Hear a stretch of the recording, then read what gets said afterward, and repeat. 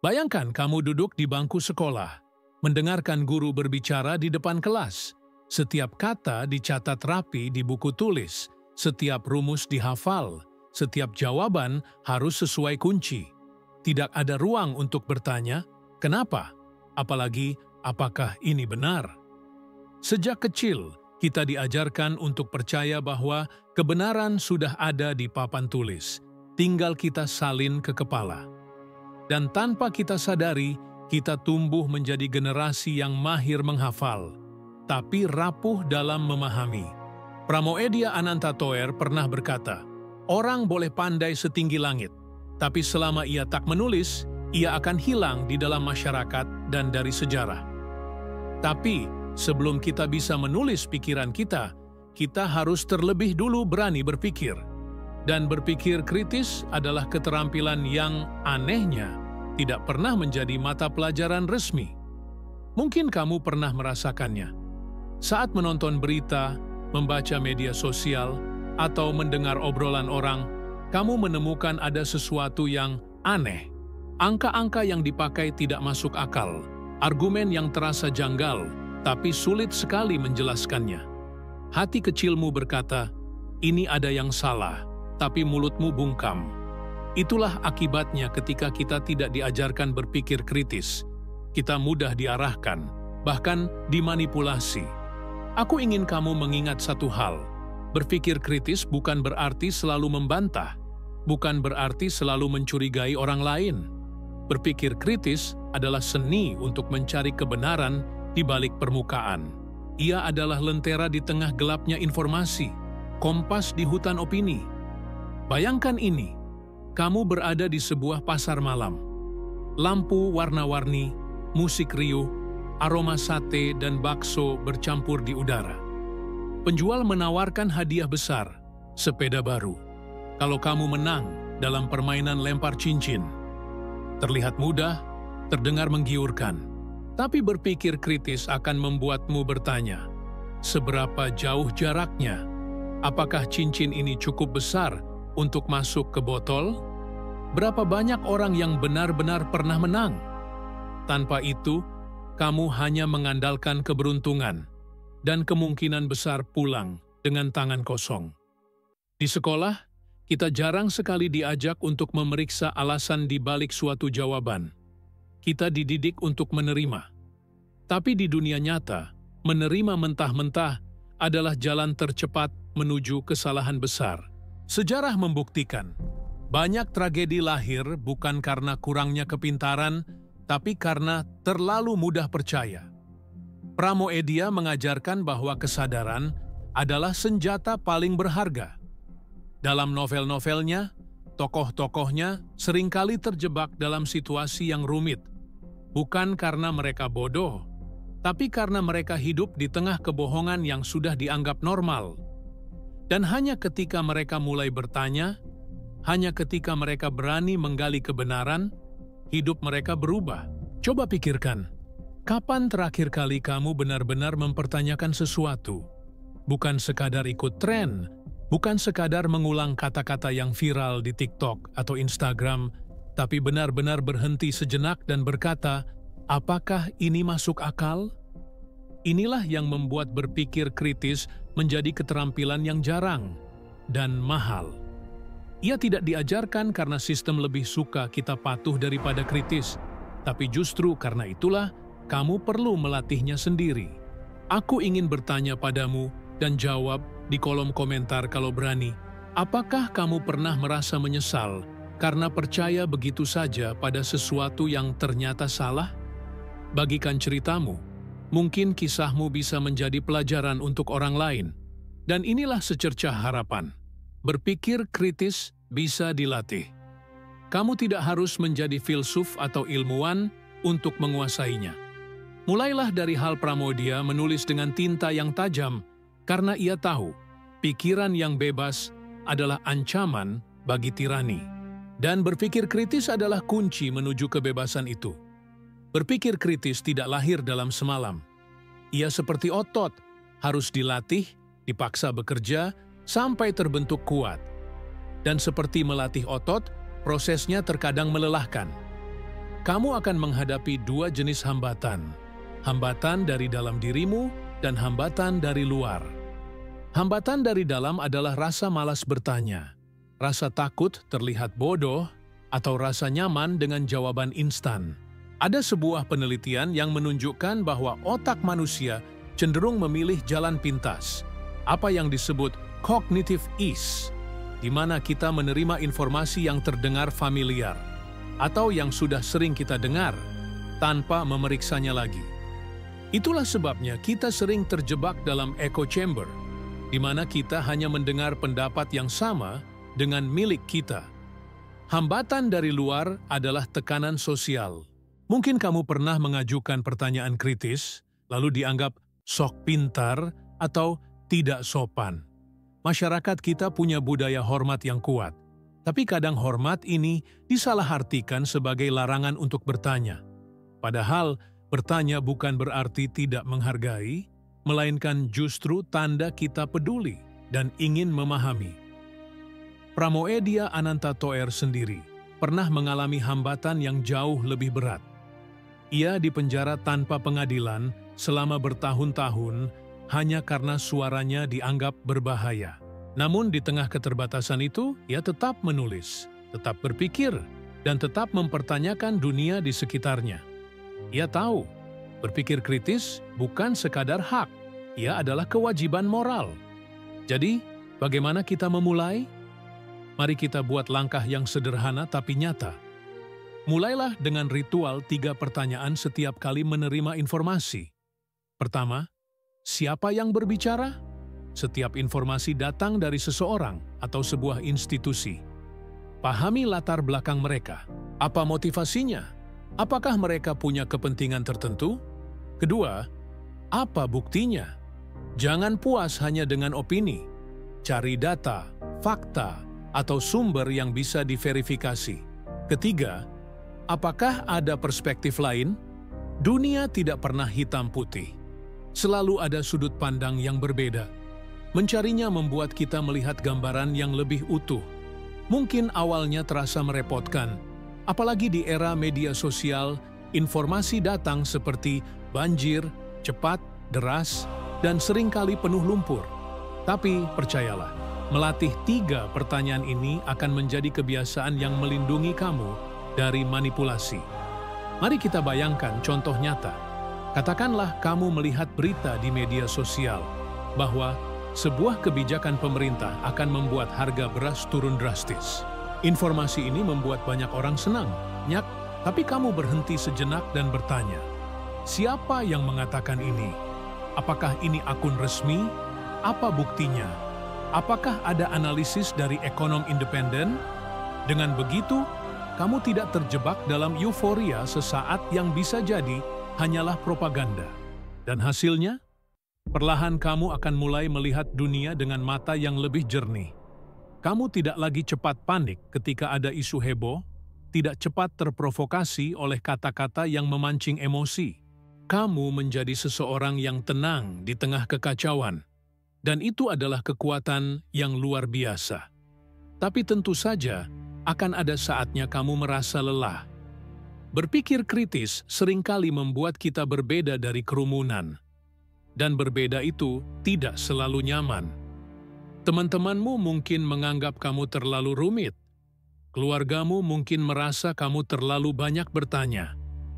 Pada titik ini, ingatlah bahwa setiap perubahan besar selalu dimulai dari segelintir orang yang berani. Pramoedia pernah menulis tentang tokoh Mingke dalam Bumi Manusia, seorang pemuda yang berani melihat kenyataan kolonial dengan mata terbuka, walau itu berarti melawan arus pikirannya sendiri. Dalam hidup nyata, kamu juga akan menjadi Mingke dalam lingkunganmu, orang yang mengajak berpikir ketika orang lain memilih diam. Dan ada satu rahasia, semakin kamu melatih berpikir kritis, semakin kamu menemukan kebebasan batin.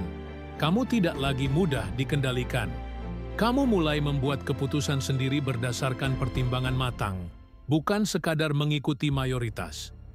Di tahap ini, aku ingin mengajakmu mencoba latihan kecil. Pilih satu berita atau informasi populer hari ini. Gunakan ritual 3 pertanyaan. Catat jawabanmu. Rasakan bagaimana persepsimu berubah. Latihan ini mungkin hanya butuh beberapa menit, tapi dampaknya bisa melindungimu seumur hidup. Perjalanan berpikir kritis adalah perjalanan melawan 2 hal yang sangat kuat. Kemalasan berpikir dan tekanan untuk menyerah pada apa kata orang. Tapi seperti kata pepatah Jawa, Jer Basuki Mawabea, segala keberhasilan butuh pengorbanan. Pengorbananmu adalah waktu dan tenaga untuk berpikir. Dan pada akhirnya, pengorbanan itu akan terbayar. Karena ketika pikiranmu merdeka, hatimu pun akan merdeka. Saat kamu mulai membiasakan diri dengan berpikir kritis, sesuatu yang menarik mulai terjadi. Pandanganmu terhadap dunia berubah. Seperti pohon muda yang mulai tumbuh akar kuat, kebiasaan ini semakin kokoh. Kamu mulai melihat pola kebohongan yang diulang-ulang, pola kekuasaan yang membentuk opini publik, dan pola kebenaran yang sering tersembunyi di balik tumpukan informasi. Perubahan ini tidak hanya terasa dalam dirimu, tapi juga memengaruhi lingkungan sekitarmu. Teman-temanmu mulai memperhatikan bahwa kamu jarang terpancing emosi di media sosial. Keluargamu mulai melihat bahwa setiap kali ada isu besar, kamu punya cara untuk membedahnya dengan tenang. Ini adalah awal dari kesadaran sosial, kesadaran bahwa pikiran yang terlatih bisa menjadi cahaya bagi orang lain. Dalam budaya Indonesia, kita punya konsep gotong royong, bekerja sama untuk kebaikan bersama. Berpikir kritis, meskipun tampak seperti keterampilan individu, sebenarnya juga bisa menjadi bentuk gotong royong intelektual. Bayangkan jika setiap orang dalam komunitasmu mulai terbiasa memeriksa fakta, mencari bukti, dan melihat berbagai sudut pandang sebelum mengambil keputusan. Diskusi akan lebih sehat, keputusan bersama akan lebih bijak, dan kebohongan akan lebih sulit bertahan. Pramoedia pernah menekankan bahwa pendidikan sejati bukan sekadar membaca buku, tapi membentuk cara berpikir yang membuat kita sadar akan posisi kita dalam sejarah dan masyarakat. Ia percaya bahwa tanpa kesadaran ini, kita hanyalah penonton yang pasif dalam cerita hidup kita sendiri. Mari kita pakai sebuah metafora. Berpikir kritis itu seperti matahari pagi yang menembus kabut. Pada awalnya, cahaya itu lemah, hanya menyinari sedikit. Tapi seiring waktu, kabut mulai menipis, dan dunia di sekitarmu menjadi jelas. Kabut di sini adalah kebiasaan menerima mentah-mentah informasi. Matahari adalah kesadaran kritis yang perlahan, tapi pasti membuatmu melihat apa adanya. Dan ada efek domino yang luar biasa. Ketika kamu mulai membagikan caramu berpikir kepada orang lain, bukan untuk memaksakan pendapat, tapi untuk mengajak mereka melihat dengan lebih jernih, mereka pun mulai terinspirasi. Mungkin awalnya mereka menolak, merasa terganggu, atau bahkan marah. Tapi seiring waktu, sebagian dari mereka akan mulai bertanya pada diri sendiri. Dan ketika satu orang di lingkunganmu berubah, itu bisa memicu perubahan yang lebih luas. Budaya perjuangan di Indonesia mengajarkan bahwa melawan ketidakadilan adalah tanggung jawab bersama. Tapi melawan ketidakadilan tidak selalu berarti turun ke jalan dengan spanduk. Terkadang, perjuangan itu dimulai di kepala, dengan menolak menerima kebohongan, dengan memeriksa kebenaran, dengan membangun argumen yang kuat. Pramoedia sering menggambarkan tokoh-tokohnya sebagai orang biasa, yang akhirnya menyadari bahwa mereka punya peran penting dalam sejarah. Mereka tidak menunggu pahlawan datang. Mereka menjadi pahlawan bagi dirinya sendiri dan orang-orang di sekitarnya. Kamu pun bisa begitu. Coba bayangkan sebuah desa di mana semua warganya terbiasa berpikir kritis. Ketika ada rumor yang berpotensi memecah belah, mereka duduk bersama, memeriksa fakta, mencari bukti. Ketika ada kebijakan yang tidak adil, mereka mengajukan pertanyaan tepat kepada pihak berwenang. Desa itu akan menjadi benteng terhadap manipulasi, tempat di mana kebohongan sulit berkembang. Inilah kekuatan yang sering diabaikan. Berpikir kritis bukan hanya untuk menang dalam perdebatan pribadi, tapi untuk membangun masyarakat yang lebih kuat. Dalam gotong royong intelektual ini, setiap orang yang berpikir kritis menjadi bagian dari jaringan yang menjaga kebenaran tetap hidup. Namun, di tahap ini, ada bahaya yang harus kamu waspadai, kesombongan intelektual. Kadang, ketika kita mulai terbiasa menganalisis dan membongkar argumen orang lain, kita merasa lebih pintar daripada mereka.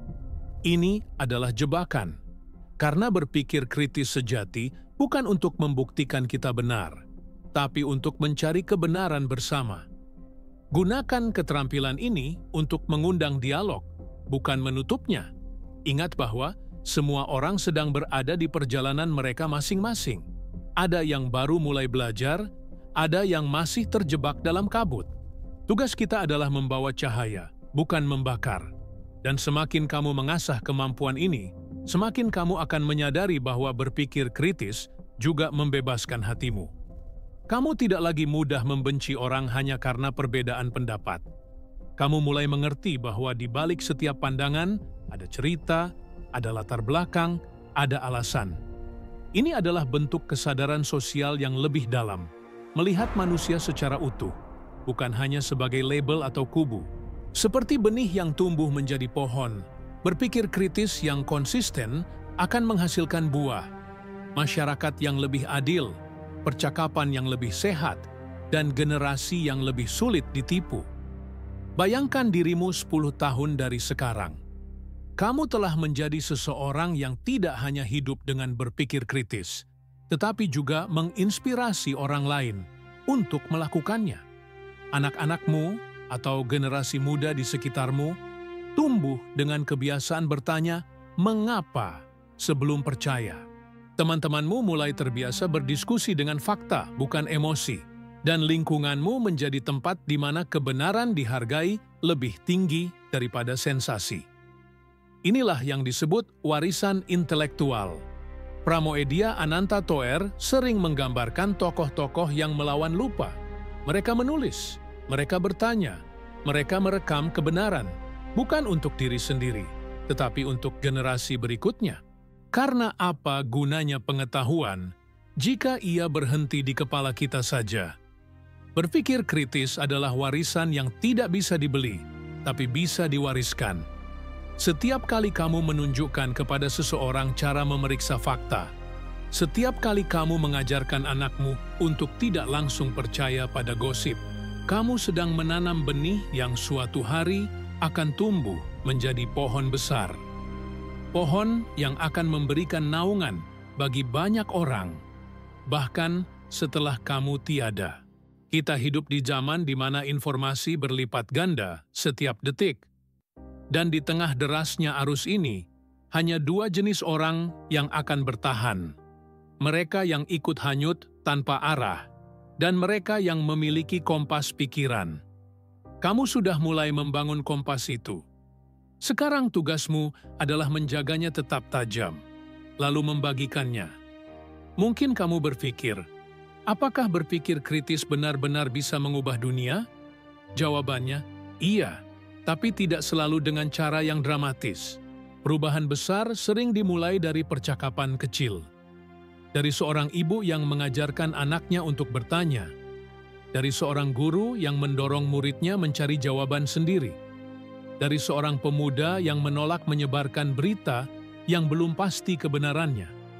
Ingatlah bahwa setiap generasi punya kesempatan untuk menulis ulang sejarahnya. Dan sejarah bukan hanya milik para pahlawan besar. Ia juga ditulis oleh orang-orang biasa yang berani berpikir. Pramoedia pernah mengatakan bahwa orang yang tidak menulis akan hilang dari sejarah. Tapi aku ingin menambahkan, orang yang tidak berpikir kritis akan menjadi penumpang di sejarah yang ditulis oleh orang lain. Dan itu berarti menyerahkan masa depanmu kepada tangan yang belum tentu peduli padamu. Sekaranglah saatnya untuk memutus rantai itu. Latih pikiranmu, latih hati nuranimu, dan sebarkan kebiasaan ini. Ajarkan orang lain, bukan dengan menggurui, tapi dengan memberi contoh. Tunjukkan bahwa berpikir kritis membuat hidup lebih tenang, lebih bijak, dan lebih bebas. Mari kita tarik napas sejenak dan bayangkan dampak jangka panjangnya. Jika cukup banyak orang yang membiasakan berpikir kritis, kita akan memiliki masyarakat yang lebih sulit dipecah belah oleh isu SARA.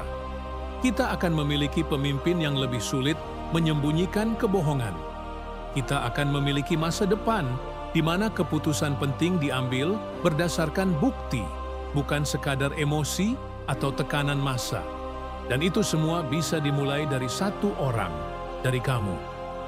Aku ingin menutup dengan sebuah gambaran. Bayangkan kamu berdiri di tepi sungai besar yang arusnya deras. Di sungai ini, jutaan orang hanyut tanpa arah, terbawa arus informasi palsu dan opini yang menyesatkan. Tapi di tanganmu ada dayung. Dayung itu adalah berpikir kritis. Dengan dayung ini, kamu bisa mengarahkan perahumu sendiri, bahkan menolong orang lain yang hampir tenggelam. Sekarang, kamu punya pilihan. Membiarkan dayung itu terlepas atau menggunakannya untuk menulis arah baru dalam perjalananmu. Klik subscribe jika kamu ingin menjadi bagian dari generasi yang menulis sejarahnya sendiri.